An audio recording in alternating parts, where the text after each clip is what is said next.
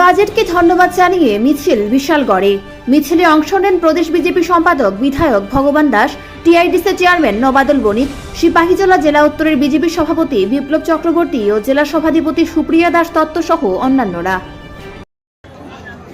আপনারা নিশ্চয়ই জানেন যে সাম্প্রতিককালে কেন্দ্রীয় সরকার তথা ভারতবর্ষের মাননীয় প্রধানমন্ত্রী নরেন্দ্র ভাই মোদীজির নেতৃত্বে 2025 এবং 26 সালের বাজেট পেশ করা হয়েছে।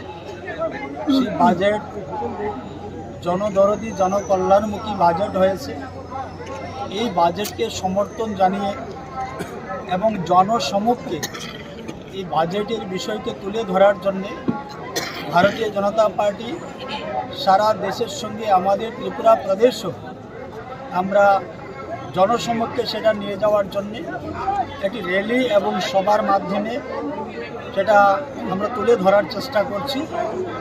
এবং পাশাপাশি যে ভারতবর্ষের সেই তৎকালীন সময়ে যে রাজনৈতিক দলটা যেটা একটা পরিবার নিয়ন্ত্রিত দল ছিল কংগ্রেস দল, সেই দলের বর্তমান সুপ্রিমো সোনিয়া গান্ধীজি ভারতবর্ষের মহামহিম মাননীয় রাষ্ট্রপতি মহোদয়াকে যেইভাবে উনি